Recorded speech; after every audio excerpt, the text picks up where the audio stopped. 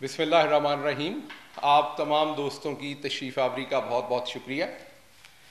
जैसा कि आपको पता है कि हम हफ्तावार बातचीत करते हैं एक दूसरे के साथ हाउसिंग के जो प्रोजेक्ट है उसके ऊपर, जो प्राइम मिनिस्टर का इनिशिएटिव है हाउसिंग के ऊपर, उसके ऊपर आपके साथ शेयर की जाती है अपडेट हर हफ्ते।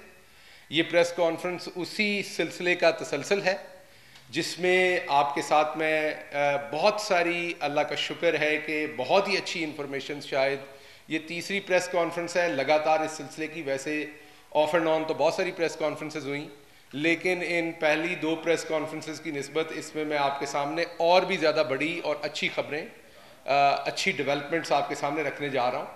तो ये बुनियादी तौर पर आपके साथ शेयर करना है। सबसे पहला पॉइंट जो आपके साथ मैंने शेयर करना है, नंबर 1, वो आवाम को बताने के लिए कि आवाम की समझ के लिए कि हाउसिंग के अब जो सेक्टर है उसमें होने क्या जा रहा है। तो जो हाउसिंग का सेक्टर है उसमें सबसे पहले जो चीज़ हमने की है, या जो सबसे पहली इम्पॉर्टेंट डेवलपमेंट जो हमने की है वो की है कि हमने मॉर्टगेज का जो निज़ाम है उसमें हम तब्दीलियाँ लेके आए हैं, उसमें हम बेहतरी लेके आए हैं।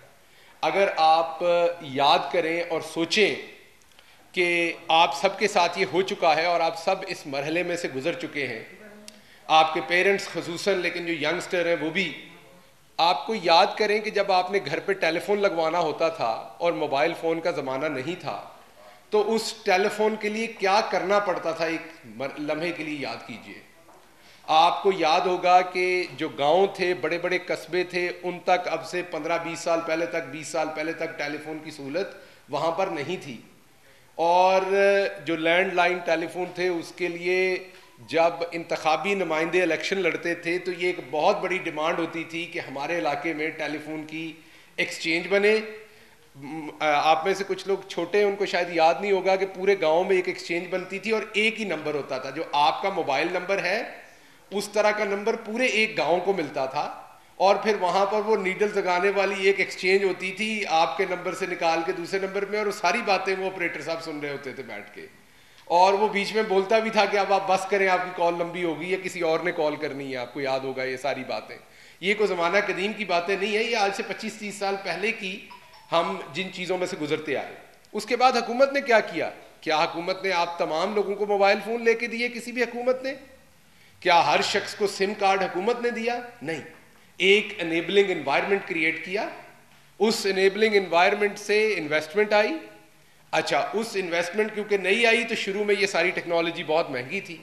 अब दूसरे मरहले में से तो आप में से हर शख्स गुजरा है, मुझे इस बात का पता है, और वो मरहला था जब आप 20 से 25 हज़ार, शायद इससे भी ज़्यादा पैसों की सिम खरीदा करते थे। एक सेलुलर कंपनी ने फिर आगे थोड़ी सस्ती सिम दी, तो आपको याद है कि F7 के अंदर 2-2 दिन लंबी लाइनें लगती थी वो सिम कार्ड लेने के लिए। तो कहने का मतलब ये कि ये सारा सेक्टर आपके सामने पिछले 15 साल में, 20 साल में इवॉल्व हुआ, और आज हालत ये है कि आप में से कोई एक शख्स ऐसा नहीं होगा जिसके पास एक सिम कार्ड हो। भले आप इस्तेमाल एक करते होंगे, लेकिन लाइफ की किसी ना किसी स्टेज पे आपके नाम पे एक से ज्यादा सिम कार्ड रहे होंगे। ये है आपको बात बताने की कि जब आप एक सिस्टम को इवॉल्व कर देते हैं, जब आप एक सिस्टम को दुरुस्त कर देते हैं, तो पहले आप सबको पता है कि एक टेलीविजन होता था, पीटीवी, जो चलना है उसी पे आपने देखना है। फिर मीडिया का सिस्टम इवॉल्व हुआ, और वो शुरू में उसकी बहुत सारी लोगों को तकलीफ हुई कि जी ये क्यों हो रहा है ऐसा, क्योंकि उससे इंफॉर्मेशन फास्ट हो गई। आप लोग नापसंद हुए बहुत सारे लोगों को। उसके बाद, क्योंकि ये तो एक तरक्की का सफर है, ये जारी रहना है, उसके बाद आपके सामने सोशल मीडिया आया, तो आपके बहुत सारे दोस्तों को बुरा लगा कि ये अब क्या हो रहा है। अब आहिस्ता आहिस्ता सोशल मीडिया ने भी अपनी जगह बना ली है। आप में से ही बहुत चेहरे वहां पर, बहुत सारे सुपरस्टार्स हैं सोशल मीडिया के ऊपर। तो बिल्कुल इसी तरीके से आपने सिस्टम्स को रिफाइन करना होता है, सिस्टम्स को रिवॉल्व करना होता है, माफ कीजिएगा, और आपने सिस्टम्स को बेहतर करके आवाम के लिए वहां पर सहूलत पैदा करनी होती है। उसके बाद सारा कुछ आवाम खुद उठा लेती है। मसलन मैं आपके सामने कुछ फिगर्स रखता हूं। अमेरिका में तकरीबन उनकी जीडीपी का, उनकी जो तमाम लेंडिंग है उसका 80% से ज़्यादा जो है वो हाउस मॉर्टगेज में है। स्कैंडिनेविया में तकरीबन 100 के करीब है, और इंडिया में भी 12% है जो हाउसिंग मॉर्टगेज के ऊपर है। और अगर आप पाकिस्तान के नंबर देखें तो ये 1% भी नहीं है, बल्कि 0.5% भी नहीं है। ये बहुत ही छोटी अमाउंट जो है वो हाउसिंग के ऊपर जाती है। किसी भी मुल्क में वो कितना भी अमीर हो, ये बात याद रखिएगा, 90% से ज्यादा लोग जो हैं वो यकमुश्त पैसा दे के अपना घर किसी भी मुल्क में नहीं बना सकते, वो भले अमेरिका हो, यूके हो। ये एक बड़ी इन्वेस्टमेंट होती है पूरी जिंदगी की। इसके लिए आपको किसी ना किसी किस्म का लोन, किसी ना किसी किस्म की फैसिलिटी चाहिए। माफ कीजिएगा। अब आप सब दोस्त, इंक्लूडिंग शायद मैं भी, हम सब लोगों का जब हम लोन लेने के बारे में सोचते हैं तो एक नेगेटिव एक्सपीरियंस है। किसी भी शख्स को कहें कि लोन ले लें तो अक्सर जो रिस्पॉन्स है, जो रिएक्शन है, वो इस तरह का है कि अल्लाह ना करे मुझे लोन लेना पड़े, मैं अपने पैसों से बना लूं। इसकी क्या वजूहात है?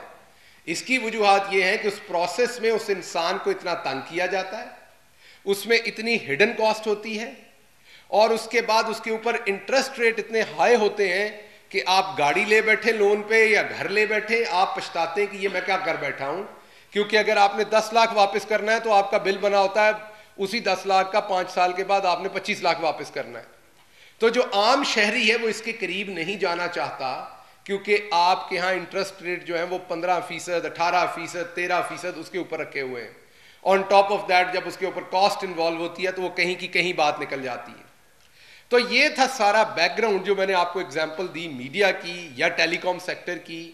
और अब हम आ रहे हैं मॉर्टगेज के ऊपर कि इसी तरीके से मॉर्टगेज का सिस्टम था कि आपके सामने नंबर रखे कि पाकिस्तान में कितना कम फाइनेंसिंग अवेलेबल थी। प्राइम मिनिस्टर इमरान खान का जो विजन था 50 लाख घर बनाने का, उसको पूरा करने के लिए जब तक एनेबलिंग एनवायरनमेंट नहीं मिलना था, ये प्रोसेस कभी भी बेहतर नहीं हो सकता था, ये प्रोसेस कभी भी आगे नहीं बढ़ सकता था। उसके लिए नया पाकिस्तान जो हमारी अथॉरिटी है उसने अपने ज़िम्मे ये काम लिया, और मॉर्टगेज के कवानीन, मॉर्टगेज के जो केसेस थे जो कोर्ट्स के अंदर थे, उनको फास्ट ट्रैक किया। और अल्लाह का शुक्र है कि आज जब मैं आपसे बात कर रहा हूं तो 100 नहीं हजारों केसेस बैंक्स जो हैं वो मॉर्टगेज के अप्रूव कर चुके हैं। दो तरह से मॉर्टगेज हो रही है, एक तो नया पाकिस्तान हाउसिंग अथॉरिटी के अंदर जो प्रोजेक्ट हैं गवर्नमेंट के या प्राइवेट बिल्डर्स जो कर रहे हैं उनको फैसिलिटी मिल रही है, और दूसरा आपने अपना प्राइवेट घर बनना है तो उसके लिए भी मॉर्टगेज के उस सिस्टम को अब अपडेट कर दिया गया है कि आप जाके बड़े आराम से चंद डॉक्यूमेंट्स दे के, आपको पिछली दफा मैंने उस पोर्टल के बारे में बताया था जो पंजाब में बन गया, केपी उसे इनिशिएट कर रहा है, कि आप ऑनलाइन सारा कुछ कर सकते हैं और सिर्फ चंद डॉक्यूमेंट चाहिए होंगे, आपका जो लोन है वो प्रोसेस हो जाएगा। तो पहली बात हम सबके समझने के लिए ये जरूरी है कि ये एक बड़ी बात है जो मॉर्टगेज के सिस्टम को हमने इवॉल्व किया है। इसी तरीके से जैसे टेलीकॉम सेक्टर के अंदर एक इनकलाब आया था, अब आप घरों के सेक्टर के अंदर एक इनकलाब देखेंगे।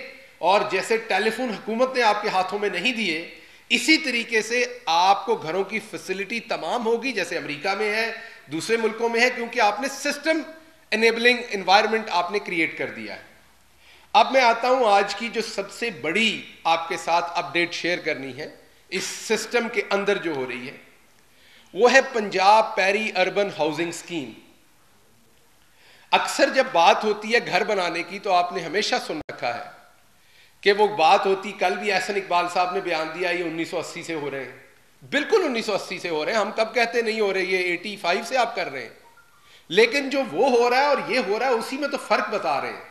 उसका तो कल हमने बता दिया, प्रेस कॉन्फ्रेंस भी हुई कल सोशल मीडिया पे भी, कि किस तरीके से जब से आप आए, किस तरीके से आपने गुलबर्ग हो या जौहर टाउन हो, उसमें अपने मंजूर नज़र लोगों को प्लॉट आपने रिश्वत में दिए।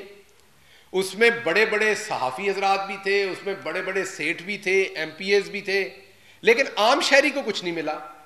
और जब बात होती है वो बात होती है रावलपिंडी की, इस्लामाबाद की, लाहौर की, ज़्यादा से ज़्यादा फैसलाबाद की, कोई एक आध स्कीम अगर को मुल्तान में हो गई। तो जो दूसरे शहरी हैं पाकिस्तान के, क्या वो शहरी नहीं है? अगर आपने सिर्फ पेशावर, कोयटा, मुल्तान, कराची, लाहौर, रावलपिंडी इन्हीं शहरों में करना है तो छोटे शहरियों का इस मुल्क पे कोई हक नहीं है, एक आम गरीब आदमी का कोई हक नहीं है।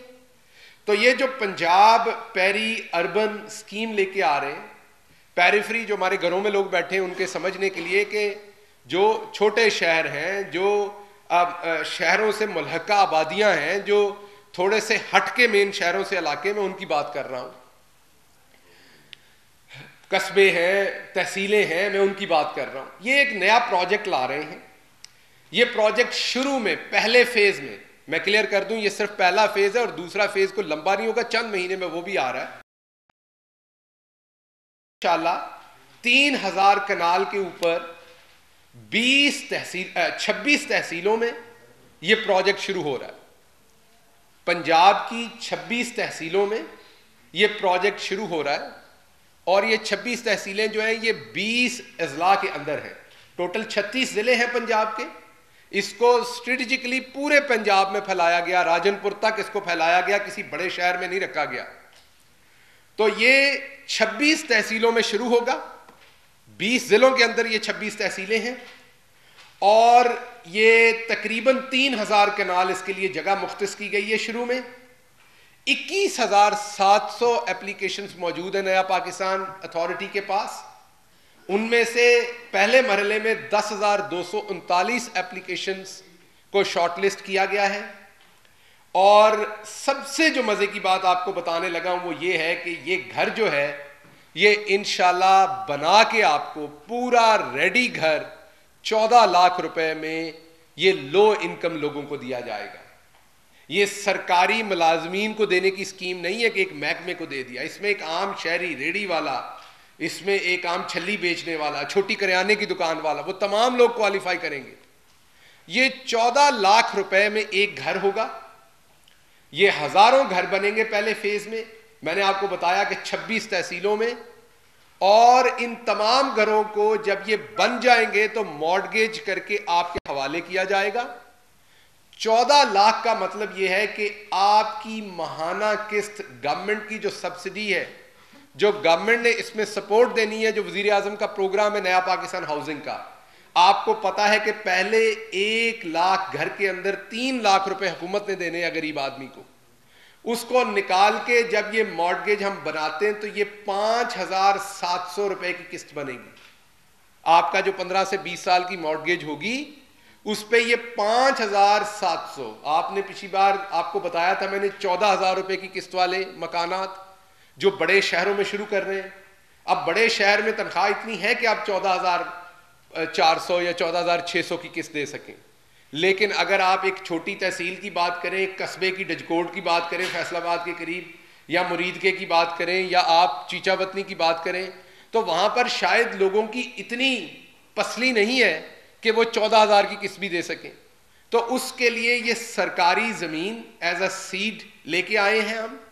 अब सरकारी ज़मीन बड़े बड़े मगरमच्छों को नहीं मिलेगी, बल्कि सरकारी ज़मीन आम गरीब आदमी तक लेके जाएंगे और इतना छोटा घर बनाएंगे जो गरीब आदमी की जरूरत है, 2 कमरों का, एक ड्राइंग रूम, 1-2 बाथरूम, ताकि ये मगरमच्छ से लेके अपने इस्तेमाल के लिए इस्तेमाल ना शुरू कर दें अगर बड़े घरों की तरफ चले गए तो। ये 10,239 एप्लीकेशंस के ऊपर अप्रैल के पहले हफ्ते में काम शुरू हो रहा है। जब मैं कह रहा हूं काम शुरू हो रहा है तो ईंटें लगनी शुरू हो रही हैं। ये प्रोजेक्ट शुरू हो रहा है, ये कंसीव हो गया, अप्रूवल्स हो गई। इस प्रोजेक्ट में अप्रैल के पहले हफ्ते पे इंशाल्लाह काम हो जाएगा। ये पहला फेज है। इसकी जो कमेटी बनाई है प्राइम मिनिस्टर साहब ने, उसको जो स्टेयर करेंगे, उस कमेटी को चेयर करेंगे वो मखदूम हाशिम जवां बख्त हैं जो पंजाब के फाइनेंस मिनिस्टर हैं। बैंक ऑफ पंजाब इसमें पार्टनर है और ये स्कीम आप देखेंगे कि चंद महीनों के अंदर ये पंजाब की तमाम तहसीलों तक लेके जाएंगे। जितनी पंजाब की तहसीलें 36 अजला हैं और तमाम तहसीलें हैं, हर तहसील में एक या एक से ज्यादा ऐसे प्रोजेक्ट हम शुरू करेंगे।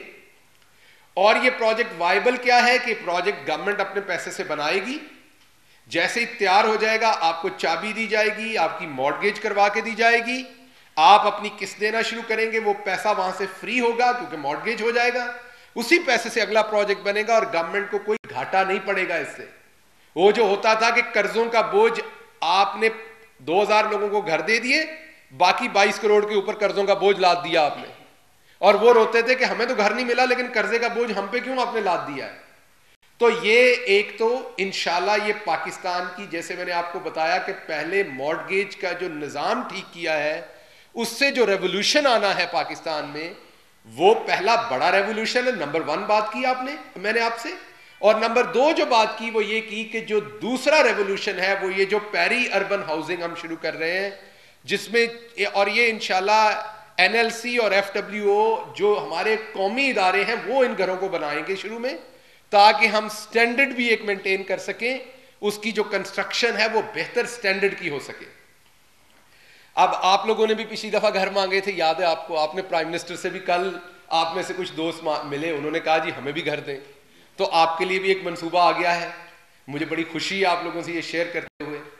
ये फ्राश टाउन में एक मंसूबा आएगा, और ये मंसूबा जो है ये तकरीबन 27 लाख रुपए में एक बना हुआ अपार्टमेंट होगा, और इंशाल्लाह इसमें आप अप्लाई कर सकेंगे जो उस ऑफ कोर्स ब्रैकेट में आते हैं। बड़े बड़े एंकर साहबान शायद ना कर सकें, लेकिन मेरे जो रिपोर्टर दोस्त हैं वो कर सकेंगे। और ये 27 लाख में जो घर बनेगा ये भी एफडब्ल्यूओ एनएलसी बनाएगी। हम दोबारा चाहते हैं कि शुरू में गवर्नमेंट एक स्टैंडर्ड प्रोवाइड कर दे, और फिर प्राइवेट बिल्डर आए तो उसे वो स्टैंडर्ड मेंटेन करना पड़े। और ये एक मुकम्मल टाउन होगा जिसके अंदर अपनी तमाम फैसिलिटीज होंगी, और इसमें ये 4000 जो है ये अपार्टमेंट्स बना के आपको इंशाल्लाह ये भी, अगर आप देखेंगे तो ये भी अप्रैल के पहले हफ्ते में यहां भी ईंटें लगना शुरू हो जाएंगी। ये वो प्रोजेक्ट नहीं है जो आपको मैं बता रहा हूं कि 10 साल बाद शुरू होंगे। तो ये फ्राश टाउन का जो प्रोजेक्ट है ये नया पाकिस्तान हाउसिंग अथॉरिटी और सीडीए मिलकर कर रहे हैं, और मैंने आपको बताया कि इसमें भी जो बिल्डिंग होगी वो हमें, जो हमारे कौमी इदारे उनको दी जाएगी, ताकि इसमें हम एक ऐसी फैसिलिटीज प्रोवाइड करें कि लोगों का एतमाद हाउसिंग के ऊपर और आए, और लोग प्राइवेट बिल्डर से भी खरीदना शुरू हों। जो नया पाकिस्तान की अम्ब्रेला के अंदर आएगा उसे वो तमाम स्टैंडर्ड्स मेंटेन करने पड़ेंगे और मीट करने पड़ेंगे, जैसे कि एनएलसी करेगा या एफडब्ल्यूओ करेगा या कोई भी सरकारी बिल्डिंग की जो अथॉरिटी है या जो भी उसमें हेल्प कर रहा है। अब मैं आज का एक और बड़ा प्रोजेक्ट आपके साथ शेयर करता हूं, जो टेलीविजन स्क्रीन्स के जरिए प्राइम मिनिस्टर इमरान खान का पैगाम आपके लिए आ रहा है। आपको बताया था कि जब आपकी कोई भी इंडस्ट्री उठती है, वो मीडिया की इंडस्ट्री हो, अगर आज मीडिया की इंडस्ट्री ना उठी होती तो मैं आपको यकीन से कह रहा हूं, मैं आपको अल्लाह को गवाह बना के कह रहा हूं कि अगर मीडिया की इंडस्ट्री प्राइवेटाइज होकर ना उठी होती तो आज रिजवान साहब जो है वो कश्मीर में होते, उमर जट जो हैं वो अभी कहीं चौक आजम में होते, अब्दुल कादर कहीं बहावल नगर के करीब होते, समर अब्बास जो हैं वो भी कश्मीर में होते, और ये शायद दोस्त कोई और काम कर रहे होते, कोई और नौकरी कर रहे होते, लेकिन यहाँ इस्लामाबाद में इस इंडस्ट्री में ना होते। इसी तरीके से जब प्राइम मिनिस्टर ने हाउसिंग के ऊपर फोकस किया तो 2 फोकस थे, 3 फोकस थे बुनियादी तौर पे, लेकिन 2 मोस्ट इंपॉर्टेंट फोकस थे। सबसे पहला फोकस अपनी इकोनॉमी उठानी थी, जिसके थ्रू अपने गरीब आदमी को, दिहाड़ीदार को, मजदूर को आपने मजदूरी दिलानी थी और इकोनॉमी उठानी थी। दूसरा फोकस जो था वो सबसे ज्यादा इंपॉर्टेंट, वो हमारे ऊपर था कि हमने किसी ना किसी सूरत अपने जो लोग थे हमारे, जो इन सारे सेक्टर्स के अंदर इंजीनियर इस्तेमाल होता है, प्लम्बर इस्तेमाल होता है, आर्किटेक्ट इस्तेमाल होता है, बिल्डर इस्तेमाल होता है, जो हमारी पढ़ी लिखी यूथ है, उनको हमने कैसे उठाना था। ये दूसरा इंपॉर्टेंट प्राइम मिनिस्टर साहब के सामने था। पहला ऐलान मैंने आपके सामने कर दिया, दूसरा ऐलान मैं आपके सामने करने जा रहा हूं, और वो ये है कि जो रूडा रिवर रावी प्रोजेक्ट है हमारा लाहौर में, उसके लिए पहले फेज में हम 2000 यूनिवर्सिटी के यंग फ्रेश ग्रेजुएट्स को एम्प्लॉय करने जा रहे हैं। ये यंग फ्रेश ग्रेजुएट्स जो होंगे ये ऑल वॉक्स ऑफ लाइफ में से होंगे, ये इंजीनियर भी होंगे, ये यंग ग्रेजुएट्स जो हैं ये आर्किटेक्ट भी होंगे, ये टाउन प्लानर भी होंगे। वो जो नया शहर बनने जा रहा है उससे रिलेटेड जितनी भी वहां एक्टिविटी होनी है उनके अंदर हम इनको एम्प्लॉय करेंगे।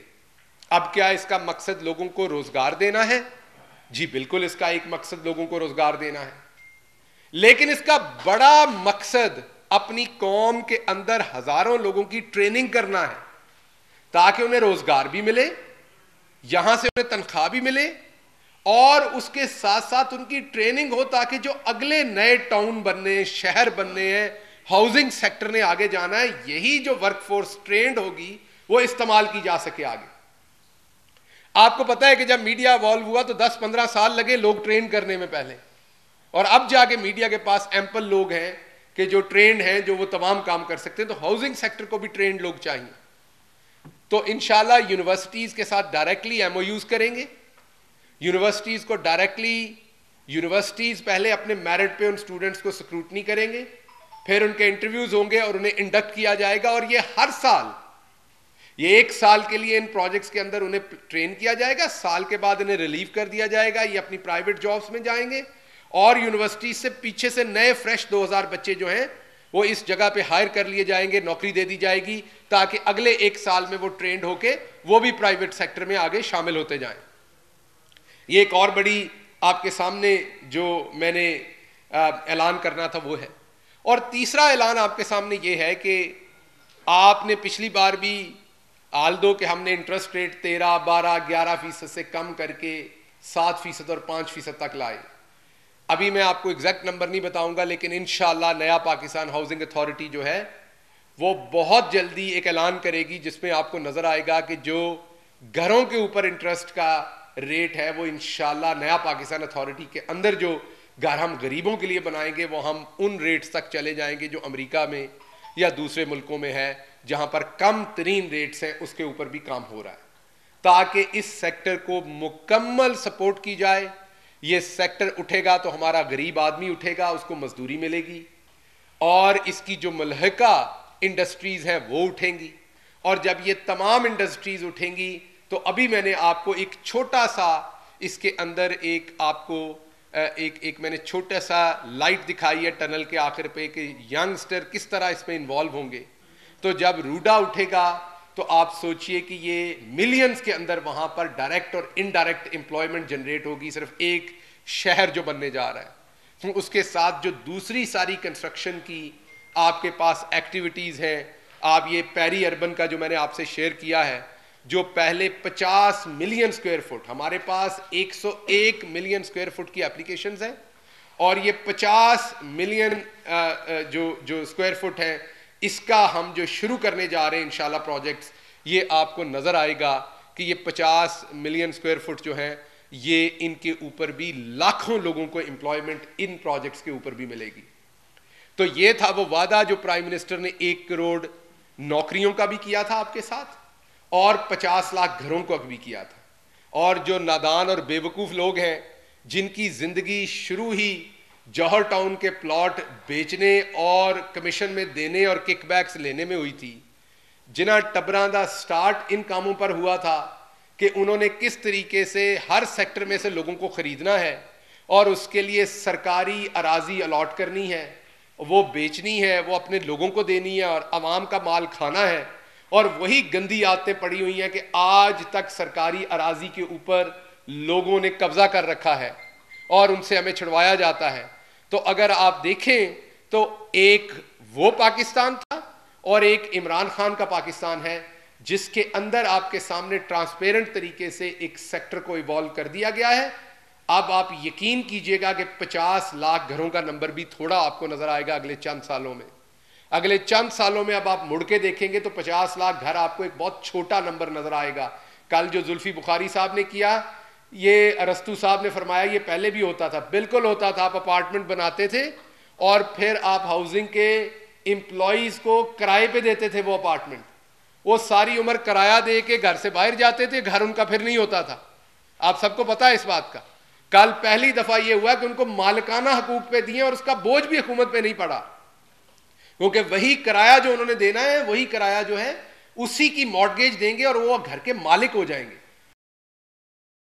पीछे आने वाले मुलाजमीन को भी फायदा हुआ और पाकिस्तान की इकोनॉमी के ऊपर भी बोझ नहीं पड़ा, उसको भी फायदा हुआ। तो मैं जुल्फी बुखारी साहब को भी मुबारकबाद देता हूं जो उन्होंने बेहतरीन प्रोजेक्ट बहुत कम वक्त में मुकम्मल किया और अगले प्रोजेक्ट्स भी करने जा रहे हैं। तो ये हाउसिंग के सेक्टर के अंदर एक एवोल्यूशन था जो हमने किया है, ये इवॉल्व हो गया है। अब आपको इंशाल्लाह ये 50 लाख से ज़्यादा बड़ा नंबर अगले चंद सालों में बनता नज़र आएगा। 1 करोड़ नौकरियों से बड़ा नंबर इंशाल्लाह इसी सेक्टर में आपको नजर आ जाएगा। बाकी सेक्टर्स को तो आप एक साइड के ऊपर छोड़ दे। आप सबका बहुत शुक्रिया। जो सवाल आते मैं लेता हूँ।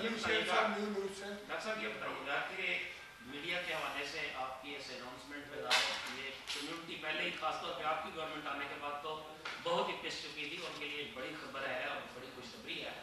लेकिन एक चीज ये बताएं कि जो अभी बुनियादी इंकलाब है इस मीडिया का, वो है कंपटीशन का, वो है डीटीएच। जहां सालों से डीटीएच जो है वो नहीं आ रहा और भारत को पैसे जा रहे हैं इंडियन डीटीएच की वजह से। चेयरमैन पैमरा भी बार बार यही बात कह रहे हैं, पाकिस्तान की अखलाकी कदरें और जो कुछ इंडिया यहाँ इन्फ्लेट कर रहा है वो भी एक खतरे की बात है, सबके सामने है। असल काम कब होगा कि जब डीटीएच आएगा तो उसके बाद यही चैनल जो है वो डबल से ट्रिपल हो जाएंगे, ये काम कब होगा? देखिए, दो बातें इस पे तो पैमरा को जवाब देना चाहिए और पैमरा का ये एरिया है, पैमरा बिल्कुल इस पे जवाब भी दे। और आपका ये बड़ा दुरुस्त सवाल है कि एक चीज़ अगर होने वाली तो उसको इतनी देर से क्यों पैमरा ने रोका हुआ है। तो पैमरा है, पीटीए है, जो भी लोग इसमें इन्वॉल्व हैं उनको ये फौरी तौर पर करना चाहिए, पहली चीज़। दूसरी बात आपने कही कि हमारी जब से गवर्नमेंट आई तो उसमें मीडिया के ऊपर थोड़ा सा प्रेशर आया। मैं इसको अदरवाइज़ देखता हूँ। मैं ज़ाती तौर पे आप में से कुछ लोगों को जानता हूँ जो 50,000 रुपये कमाते थे और हमारी गवर्नमेंट आने के बाद अब वो 5 से 6 लाख रुपए कमा रहे हैं। तो ये हमारी गवर्नमेंट की वजह नहीं है। इसको अगर आप देखें तो ये एवोल्यूशन की वजह है। ये एवोल्यूशन वो है जब 1998 में प्राइवेट यूनिवर्सिटीज़ बनी थी तो प्रोफेसरों की ज़िंदगी में एक इनकलाब आया था। सरकारी यूनिवर्सिटी में 10,000 रुपया तनख्वाह होती थी और प्राइवेट यूनिवर्सिटी में 1 लाख रुपया तनख्वाह होती थी या 70,000 होती थी। फिर प्राइवेट चैनल्स आए तो आपको याद होगा कि उसके बाद क्या एक इनकलाब आया। अभी इंडस्ट्री ने एक और अंगड़ाई ली है, जो हुकूमत हमारी हो या किसी और की हो, किसी को पसंद आए और किसी को ना पसंद आए, वो अंगड़ाई ली जा चुकी है। आपका एक आम टेलीविज़न जितनी व्यूवरशिप 1 घंटे में लेता है, अभी हमारे सामने इस तरह के बहुत सारे पैमाने नहीं हैं जो जल्दी बन जाएंगे। आपको हैरानी होगी कि आप में से बहुत सारे रिपोर्टर्स जब यूट्यूब पे वही रिपोर्टिंग कर रहे होते हैं तो उतनी ही बराबर की व्यूअरशिप वो खींच रहे होते हैं। तो ये एक इंडस्ट्री ने अंगड़ाई ली है, इंडस्ट्री के ज़माने के अंदाज बदले गए, सो उसके हिसाब से हमने एडजस्ट होना है। चेंज को हम ऑलवेज रेजिस्ट करते हैं एज ह्यूमन बीइंग्स, वो एक नेचुरल फिनोमिनन है, वो रेजिस्ट किया जा रहा है। लेकिन इवेंचुअली आप देखेंगे कि ये जो नई चीज़ें आ रही हैं इनके ऊपर अब इन्वेस्टमेंट होगी, डिजिटल चैनल्स बनेंगे। अभी तो डिजिटल के ऊपर जो भी आप कोई भी कंटेंट क्रिएट कर रहे हैं वो फ्री था ना, आपने देखा। अब आके लोग अपने डिजिटल कंटेंट को भी मोनेटाइज कर रहे हैं। अब आप किसी चैनल की वीडियो लगाएंगे तो वो आपसे उसका हिस्सा मांगेंगे या उसको बंद करवाएंगे। तो आपके हालात पहले से बेहतर हुए हैं अगर आप ओवरऑल देखें। लेकिन अब सेठों को भी सोचना पड़ना है कि वो सारा पैसा अपनी जेब में ना डालें। जो डिजिटल मोनेटाइजेशन से आता है उसी कंटेंट पे आता है जो आप क्रिएट कर रहे हैं, वो कहीं से नहीं आता। कंटेंट आप ही का क्रिएशन है, तो उसमें से भी आपका हिस्सा दें। आपको ना सिर्फ जो चैनल को एडवर्टाइजिंग मिल रही बल्कि जो डिजिटल पे पैसा कमाया जा रहा है उसको भी उस रिपोर्टर के तक उसका समर आना चाहिए जिसने वो कंटेंट क्रिएट किया है।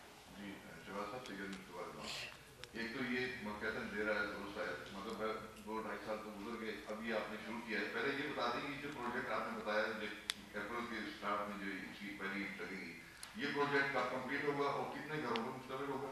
और दूसरा ये कि आपने 50 लाख जिस तरह घर का आपने जिक्र किया, तो अब आपके पास 2 साल 2.25 साल जो है, आप ये समझते हैं कि ये 50 लाख घर इस पीरियड में हो जाएंगे? और तीसरा ये कि आपने जो जर्नलिस्ट का जिक्र किया, ये बड़ी खुशहाल बात है, इसका क्राइटेरिया क्या होगा? क्योंकि एक वो जर्नलिस्ट है जिसके पास वो अभी तक किराए के घर में है और उसके पास घर नहीं है, और कई जर्नलिस्ट हमारी बरादरी में ऐसे हैं जिनमें मुझे समझ आ गई, मुझे आपका सवाल समझ। उनको किस तरह वो करेंगे? तो आप जिसको घर जिसके पास नहीं है उसको प्रायोरिटी। अच्छा, पहले तो मैं जो सारी प्रेस कॉन्फ्रेंस शुरू में की वो आपको यही बताने की कोशिश की और आपने सवाल फिर वही किया, तो मुझे दोबारा से रिपीट करना पड़ेगा वो सारा कुछ कि ये 2 साल क्यों लगे। आपको यही बताया कि यहाँ कोई सिस्टम मौजूद नहीं था, उस सिस्टम को बनाना पड़ा। आप मुझे खुद बताइए कि एक हुकूमत है, एक हुकूमत 50 लाख घर बनाना चाहती, 1 करोड़ बनाना चाहती, 2 करोड़ बनाना चाहती, 20 लाख बनाना चाहती है। आपको ये तो पता है ना कि हुकूमत के अंदर, किसी भी मुल्क के अंदर सरकारी मशीनरी में एक लिमिटेड कैपेसिटी होनी, नंबर होना है। वो तो शायद उस तरह से अगर आप एक डिपार्टमेंट को दें, एक महकमे को दें, तो अगले 50 साल में भी 50 लाख घर ना बने। उसके लिए आपको एक एनेबलिंग एनवायरनमेंट बनाना पड़ना है, आपको पब्लिक सेक्टर को अंदर लेके आना पड़ना है। आपको क्या लगता है अगर हुकूमत चाहती तो पीटीवी की तरह के 100 चैनल बना लेती और वो चल जाते, लेकिन आज प्राइवेट सेक्टर है तो चल रही है। अगर हुकूमत ही किसी मुल्क की चाहती, वो भले अमेरिका की हो, तो हर बंदे की जेब में मोबाइल फ़ोन होता? नहीं, इस तरीके से ना होता। परफेक्ट कंपटीशन होता है जो इकॉनमी का एक स्टेटस है। अगर जब तक मोनोपली है, जब तक हुकूमती कामों के थ्रू, ओलिगोपोली के थ्रू हो रहा है या आप मोनोपली के थ्रू कर रहे हैं, तो ये चीज़ें नहीं हो सकती। इसके लिए एनेबलिंग एनवायरनमेंट होता है। और वो केसेस सुप्रीम कोर्ट में और दूसरी जगहों पे लड़े गए, जो वक्त वहाँ लगना था वो हुकूमत के कंट्रोल में नहीं था।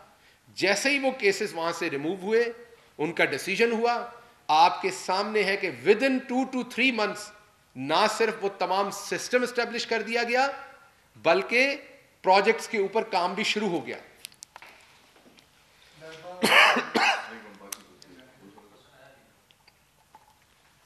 रही बात आपने जो जर्नलिस्टों की बात की, देखिए जो हमारा गरीब तबका है ना, गरीब तबका हम हर उस शख्स को कहते हैं जो 50,000, 60,000, 70,000, उससे कम 30,000, 20,000 कमाने वाला शख्स है, उनके लिए क्राइटेरिया बड़े सिंपल हैं और वो सब उनकी वेबसाइट्स पे हैं, वो सारी तफसील आपको वहाँ लेनी पड़नी है। तो क्राइटेरिया ऐसे बनाए गए हैं जिससे गरीब आदमी बगैर किसी डर के, बगैर परेशानी के जाके अपना घर ले सके, और उतने ही पैसों में कोशिश ये की गई है कि जो वो किराया देता है उतने ही पैसों में वो किस्त दे के अपने घर का मालिक बन सके। जी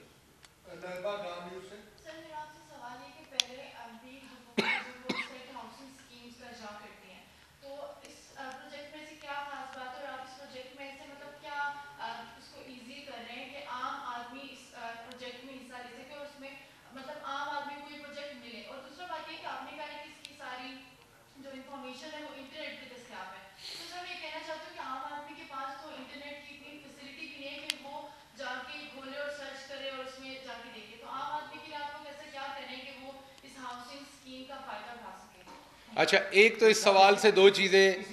जी जी जी किसी के पास प्लॉट मौजूद है पहले से, जी जी, उसने सस्ता खरीदा, आज उसकी कीमत 50 लाख से ज्यादा हो गई। बैंक के पास जाते वो कहते हैं कि 50 लाख है इसकी मालियत, हम इस पे लोन नहीं दे सकते। तो उस आदमी के इतने वसाइल नहीं कि वो अपना मकान बना सके, उसके लिए आप क्या कर रहे हैं? जी ठीक है। अच्छा जी, पहली बात तो मोहतरमा जो आपका सवाल है उससे एक चीज़ तो मीडिया की दुरुस्त साबित हो जाती है, मीडिया के दोस्तों की भी और हमारी भी, कि जब हम कोई चीज़ रिपीट करते हैं तो आप दोस्त कहते हैं अगली बात करें, ये तो आप बता चुके हैं। लेकिन आप देख लीजिए कि तीनों सवालों को अगर आप देखें तो उससे ये बात वाज़ेह है कि चीज़ें अभी और रिपीट होने की गुंजाइश है। वही बात जो 10 दफ़ा हो चुकी, उसको भी, क्योंकि ये कॉम्प्लेक्स चीज़ है, इसमें किसी का कसूर नहीं, ये पहली दफ़ा हो रही है पाकिस्तान में, हम इसको कंसीव नहीं कर पा रहे। अगर मेरी ऑनरेबल बहन ने जो सवाल किया उस सवाल को भी देखूं तो उसकी बहुत सारी बातें मैंने इस प्रेस कॉन्फ्रेंस में की, लेकिन उनका कसूर नहीं, ये चीज़ पहली दफ़ा हो रही है, कॉम्प्लेक्स है। वो जानना चाह रही हैं कि इन मंसूबों में और पहले के मंसूबों में फ़र्क क्या है, ये तो पहले भी होता था, आप क्या नई चीज़ दे रहे हैं। तो जब कोई चीज़ रिपीट करते हैं तो उस पर थोड़ी माफ़ी दे दीजिए कीजिए, ये समझ लिया कीजिए कि जब बात हो रही होती तो 10 दफ़ा बात करने पर भी उसमें गुंजाइश मौजूद होती है उसकी और जिहतें बताने की। तो इसका जवाब मेरा आपको ये है कि पहले कभी भी गरीब आदमी को मॉर्गेज नहीं मिलती थी। पहला फ़र्क ये है, गरीब आदमी को पहले 5-7% के ऊपर लोन नहीं मिलता था जो अफोर्डेबल हो और वो ले सके। गरीब आदमी जो सरकारी मुलाजिम नहीं, प्रूव नहीं कर सकता, कहीं कोलेट्रल नहीं दे सकता, वो मॉर्गेज ही नहीं ले सकता था। गरीब आदमी को इतना सस्ता घर बना के पहले नहीं दिया जाता था। तो ये सब कुछ ही फ़र्क है, कोई एक चीज़ फ़र्क तो नहीं है इसमें। और एक ऐसा अनेबलिंग एनवायरनमेंट, को ऐसी अथॉरिटी नहीं थी जिसके पास प्राइवेट सेक्टर आके भी घर बना सके और 3 लाख की जो सपोर्ट है वो उसको भी दी जा सके गरीब आदमी को उसके थ्रू भी। ये पहले कुछ नहीं था। हुकूमत ऐलान करती थी। आपके 1996 में प्रोजेक्ट जो शुरू हुआ था वो कल जुल्फी बुखारी ने कंप्लीट किया है। वो कितने घर हैं? 1500। आप सब इस चीज़ के गवाह हैं कि पिछले 10 साल में कितने घर बने होंगे इस्लामाबाद के अंदर सरकारी? चंद हज़ार। आबादी की रिक्वायरमेंट क्या होगी? कई लाख। राइट? ये फर्क है कि आपने इसे स्केल कर दिया। फर्क ये कि पूरे गांव में एक टेलीफोन का नंबर था, अब यहां 25 लोग बैठे हैं तो आपके नाम पे 100 सिम होंगी, 25 लोगों के, 100 नहीं तो 50 तो होंगी। तो ये आपने स्केलिंग हमने की, हमने एनेबलिंग एनवायरनमेंट क्रिएट किया है। तो ये अगले चंद सालों में 50 लाख नहीं, बहुत घर बन जाएंगे। वो 3 में बनते, 4 में, 5 में, 2 में, लेकिन अब जब इनेबलिंग एनवायरनमेंट आ गया, एक बिल्डर के पास ज़मीन है, वो आ रहा है हमारे पास, आपको बताया आपको कि हमारे पास तकरीबन 1 लाख से ज़्यादा प्रोजेक्ट्स मौजूद हैं जो आना चाहते हैं, जिनके ऊपर काम होना चाहता है। पिछली मैंने आपको बताया था, और उसमें से 67,000 पे फौरन शुरू हो जाएगा।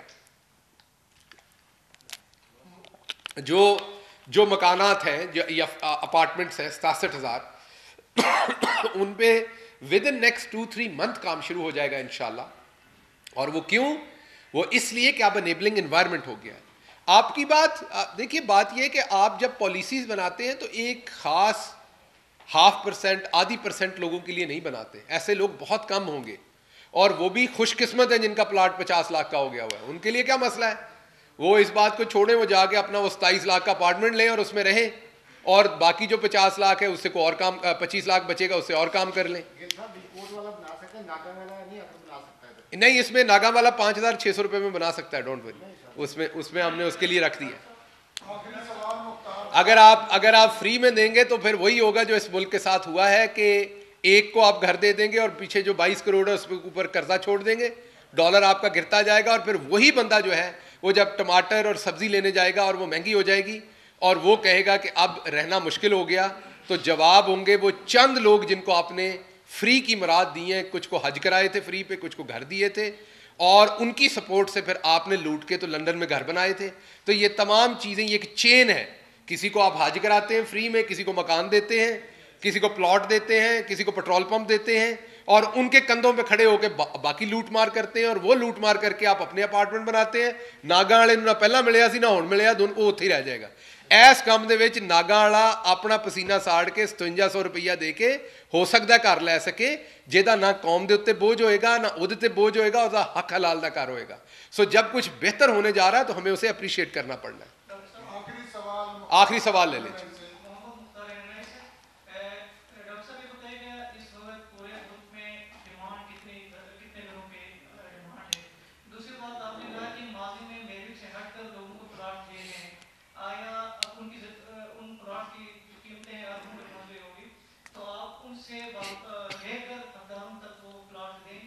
इसमें तो देखें, आपको अदालतों की भी मदद चाहिए, आपको तमाम अदारों की मदद, हमारी तो है। हम तो कहते हैं कि उस पर सूद भी लें उनसे। अगर वो 10 अरब का है तो उस 10 अरब में से क्या क्या फ़ायदा उठाया इतने साल, वो भी पैसा लें उनसे। और वो पैसा लेके अगर यकीन करें मेरे बस में हो तो मैं तो, ये जो मेरे साफ़ी दोस्त कहते हैं, तो ऐसी 1-2 मछलियाँ ही काबू आ जाएँ तो सारे साफ़ी दोस्तों को आसान किस्तों में प्लॉट मिल जाएंगे। और वो हो सकता है साफ़ियों में से एक आध मछली ऐसी मिल जाए जिन्होंने अरबों रुपए के प्लॉट लिए हों, तो ये घर की बात घर में ही निपट जाएगी। लेकिन इसमें बहुत सारे इदारे इन्वॉल्व हैं। हमारी बिल्कुल पूरी कोशिश है कि ये काम किया जाए और ये काम हो, और हमारी हुकूमत हर मुमकिन कोशिश करेगी कि जो लूटा हुआ माल है उसे वापस रिसीव करके ले आए। आप सबका बहुत शुक्रिया।